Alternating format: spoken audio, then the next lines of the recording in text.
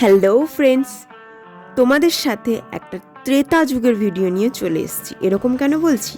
কারণ দিনটা ছিল 7th সেপ্টেম্বর। সময়ের অভাবে আমি এই ব্লগটা আপলোড করতে পারিনি।